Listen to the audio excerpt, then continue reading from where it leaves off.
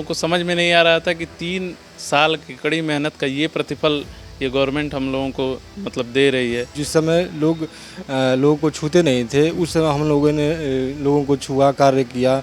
हम data operator हैं, हम लोग 2-2 3-3 बजे रात तक हम लोगों ने अपडेट किया है। पेशेंट के भी संपर्क में थे, सैंपल के भी संपर्क में थे। मोस्ट एडवर्स कंडीशन में हम लोगों ने पूरा काम किया, अपना टाइम दिया। सरकार को भी हमारे बारे में सोचना चाहिए कुछ। सरकार से बस यही अनुरोध करना चाहते हैं कि हमको कम से कम समायोजन कर दें, जिससे ये जो मेंटल हैरेसमेंट की स्थिति जो हम लोगों को हर महीने के एंड में आती है, वो चीज़ें ना हो। ब्रिजेश पाठक जी से कि हम लोग का समायोजन जो है कर दिया जाए, ताकि सोने और जगने का काम जो है ये ख़त्म हो जाए। उत्तर प्रदेश के संयुक्त राष्ट्र स्वास्थ्य मिशन के तहत कोरोना काल के दौरान बड़ी संख्या में स्वास्थ्य विभाग में कर्मचारियों को आउटसोर्सिंग पर रखा गया था। अपने पीछे मैं तस्वीर आपको दिखाता हूं। कुछ कर्मचारी हैं यहाँ पे मेरे साथ, इनकी संख्या जो है हजारों में है। कर्मचारियों को कोरोना काल के दौरान जो है आउटसोर्सिंग पर उनकी काम के लिए रखा गया था। इन सभी कर्मचारियों ने पूरे कोरोना काल और कोरोना काल के बाद लगातार ईमानदारी से अपना कार्य किया, लेकिन अभी कुछ महीनों पहले एक आदेश आया। उस आदेश के बाद इन सभी का जो कार्य था उसको पूरी तरह से समाप्त कर दिया गया। कर्मचारी थे, इन्होंने लगातार प्रयास किया। डिप्टी सीएम ब्रिजेश पाठक से इन्होंने मुलाकात की, जिसके बाद इनका जो कार्य था वो 2 महीने के लिए बढ़ा दिया गया। हम कर्मचारियों से बात करेंगे। संख्या आप लोगों की हजारों में है। कोरोना काल के दौरान आप लोगों को एक बड़ी जिम्मेदारी दी गई थी, पूरी ईमानदारी से आप लोगों ने उस जिम्मेदारी को निभाया। उसके बाद अभी जो एक सबसे पहले आदेश आया था, जिसमें यह कहा गया था कि इस महीने के बाद आप लोग की सेवा जो है समाप्त कर दी जाएगी। जब वो आदेश आप लोग को मिला, सबसे पहले कैसा आप लोग को महसूस हुआ? हम लोग ये आदेश पढ़ के सुन के बहुत स्तब्ध थे। हम लोगों को समझ में नहीं आ रहा था कि 3 साल की कड़ी मेहनत का ये प्रतिफल ये गवर्नमेंट हम लोगों को मतलब दे रही है। लेकिन फिर हम लोगों ने ये कहा कि प्रयास करते हैं, लड़ते हैं, देखते हैं कि गवर्नमेंट का क्या निर्णय होता है। लेकिन ये था कि गवर्नमेंट ने हमारे मांगों को अच्छे से सुना और उन्होंने सेवा विस्तार फ़िलहाल सितंबर तक के लिए दिया है।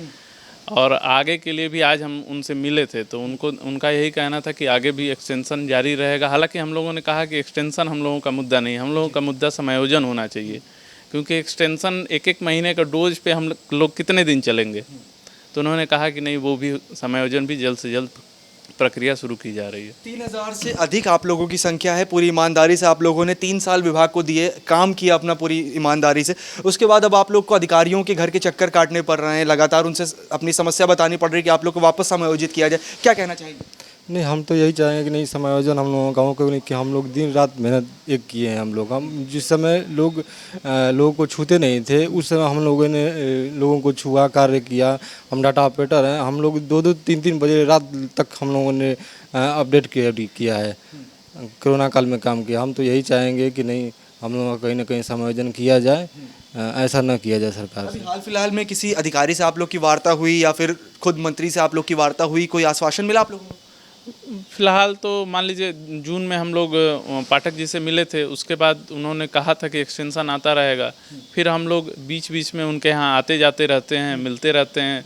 तो उनके द्वारा यही कहा जाता है कि कम से कम मैं गारंटी देता हूँ कि आप लोग नहीं निकाले जाएंगे, आप लोगों का कहीं ना कहीं समायोजन किया जाएगा।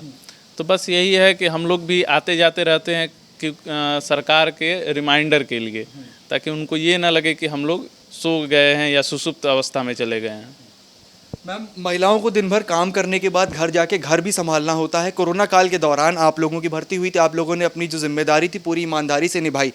क्या कहना चाहेंगी आप? हम लोग की ड्यूटी सुबह से लेकर रात तक की होती थी, और पूरा हम लोगों ने घर परिवार सब कुछ त्याग के फिर पूरा ड्यूटी किया था। और पेशेंट के भी संपर्क में थे, सैंपल के भी संपर्क में थे। मोस्ट एडवर्स कंडीशन में हम लोगों ने पूरा काम किया, अपना टाइम दिया, अपने घर परिवार बच्चे तक को छोड़ के छोटे। तो अब सरकार को भी हमारे बारे में सोचना चाहिए कुछ। तो हमारी सरकार से यही रिक्वेस्ट है कि 1-1 महीने का एक्सटेंशन ना देते हुए हमारे समायोजन का कार्य करें, क्योंकि अब ये क्या होता है कि हमारा मेंटली हम लोग बहुत डिस्टर्ब रहते हैं कि कल को पता नहीं क्या होगा, कल को पता नहीं क्या होगा। तो ये मतलब एक सेटल जॉब नहीं है, बहुत परेशान रहते हैं इसके लिए। तो बस सरकार से यही रिक्वेस्ट है कि हमारा समायोजन कर दें प्लीज़। मैम, सितंबर तक जो है वो आप लोग का कार्य विस्तार जो है सितंबर महीने तक बढ़ाया गया। आप लोग लगातार प्रयास कर रहे हैं कि इसको 1-1 महीना ना करते हुए आप लोग को वापस समायोजित किया जाए। लेकिन सितंबर के बाद अगर सरकार की ओर से या फिर अधिकारियों की ओर से कोई आप लोगों को ठोस आश्वासन नहीं मिलता है, तो क्या सोचा आगे की क्या रणनीति है? अब रणनीति क्या है, यही है कि सरकार से रिक्वेस्ट करेंगे, बार बार आएंगे, रिमाइंड करेंगे। और मतलब उनको हमें हमारे फेवर में ही करना चाहिए कि जिसने देश के लिए इतना बलिदान दिया है, अपना घर परिवार सब कुछ त्याग के, जो जब लोग घरों में बैठे रहते थे, किसी को छूते नहीं थे, तो उस वक्त हम लोगों ने इतना काम किया है, तो इसका ये फल तो हमें नहीं मिलना चाहिए कि हमें निकाल दिया जाए जॉब से। मैम, एक तरफ काम करने की जिम्मेदारी है आप लोगों के ऊपर, एक टेंशन वो भी है कि काम अपना जो है उसको पूरी तरह से खत्म करना है, काफ़ी महत्वपूर्ण काम होता है आप लोगों का स्वास्थ्य विभाग में। दूसरी ओर जो आप लोग की नौकरी है वो एक एक महीने करके बढ़ाई जा रही है, आप लोग को एक परेशानी ये भी है जैसा आपने बताया कि मानसिक तनाव हो रहा है उस चक्कर में। तीसरा, आप लोग को घर भी देखना होता है, सब कुछ कैसे मैनेज करते हैं, कितना वर्क प्रेशर है आपके ऊपर? मैनेज तो देखिए करना ही पड़ता है, अगर मैनेज नहीं करेंगे, घर भी हमें देखना है, हमें हॉस्पिटल की भी चीज़ें देखनी है, वो ज़रूरी है, वो हमारा कार्य है, जहाँ कार्य होगा वो हमको करना ही करना है। बाकी हम सरकार से बस यही अनुरोध करना चाहते हैं कि हमको कम से कम समायोजन कर दें, जिससे ये जो मेंटल हैरेसमेंट की स्थिति जो हम लोगों को हर महीने के एंड में आती है वो चीज़ें ना हो। बहुत ज़्यादा मेंटल प्रेशर रहता है, एटलीस्ट फीमेल्स के लिए तो बहुत ज़्यादा दिक्कत है, क्योंकि बार बार आके रिक्वेस्ट करना, वो भी चीज़ें चलिए हम अपनी बात ही रख रहे हैं, लेकिन रिक्वेस्ट करना, बार बार आना, फिर हम हॉस्पिटल भी कहीं ना कहीं उस तरीके से एक दिन छोड़ के आना पड़ता है, यहाँ पे चीज़ें बतानी पड़ती हैं, तो ये सब चीज़ें हम लोग के साथ बहुत ज़्यादा परेशानी हो रही है। तो हम यही चाहते हैं, सरकार से अनुरोध कर रहे हैं कि हमको समायोजन करा जाए, सभी कोविड कर्मचारी जितने भी आउटसोर्सिंग हैं सभी को समायोजित किया जाए। भैया, 3 साल से ईमानदारी से आप लोग काम कर रहे थे, उसके बाद जिस तरह से विभाग ने फैसला लिया, आप लोगों ने बताया कि कहीं से भी इससे आप लोगों का कोई भी फ़ायदा नहीं है, सिर्फ नुकसान ही नुकसान है। घर परिवार की ओर से क्या बोला जाता है आपको? घर परिवार की ओर से लगातार आप लोग प्रयास कर रहे हैं, तो किस तरह का सपोर्ट घर से मिल रहा है? देखिए, हम लोगों ने मतलब एक कोविड कर्मचारी के नाते हम लोगों ने एक समय में ऐसा काम किया है जो मतलब जिसमें मतलब ना अपने पिता कोई पहचानता था, ना बेटा अपने मतलब बाप को पहचानता था। उस समय में हम लोगों ने ना कि मतलब एक कर्मचारी के नाते मतलब अपने देश के लिए हम लोगों ने ऐसा काम किया है जो कि मतलब एक मतलब अपने आप पे वो गर्व होता है कि मैंने देश के लिए कुछ किया है। तो मेरा यही मानने ब्रिजेश पाठक जी से यही कहना है कि हम लोगों का समायोजन करने का कष्ट करें, एक महीने का एक्सटेंशन ना दे करके समायोजन करें, क्योंकि हम लोगों ने देश के लिए कुछ किया है, तो हम लोग देश के नागरिक हैं, तो वो भी हमारे लिए कुछ करें।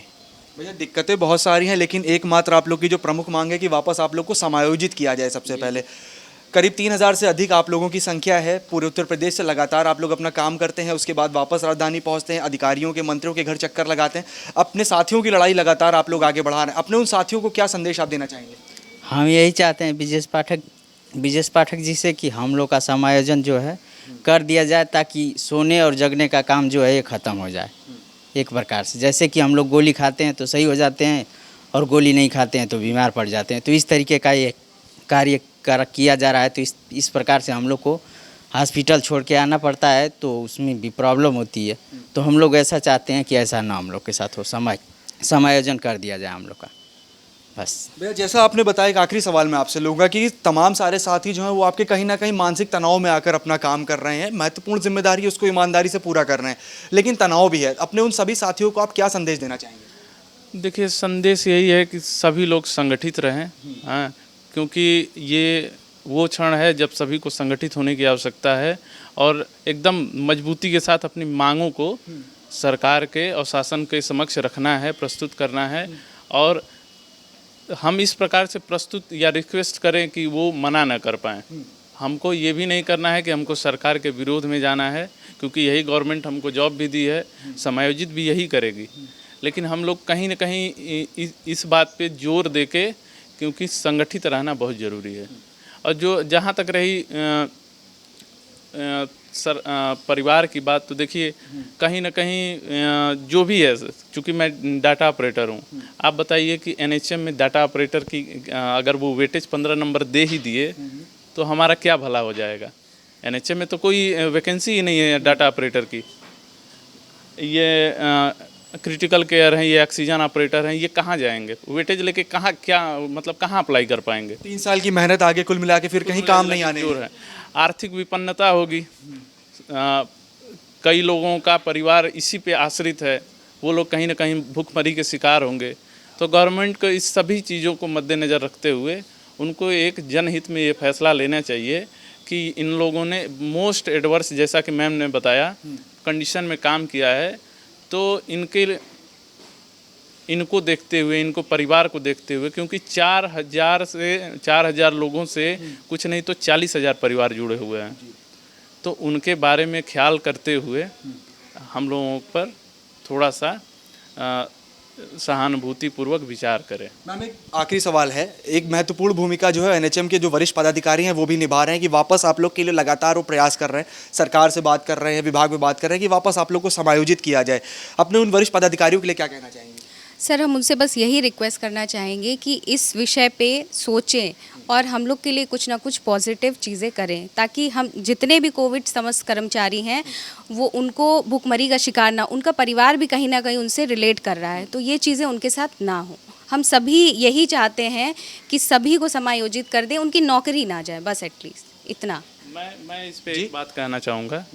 मान लीजिए आप कह रहे हैं कि सभी पदाधिकारी हमारे लिए प्रयासरत हैं, तो मैं एक बस पॉइंट रखना चाहूँगा, क्योंकि देखिए बाकी अन्य संविदा कर्मियों की नौकरियां चल रही हैं, अच्छे या ख़राब सभी में है, कुछ ना कुछ दिक्कतें हैं।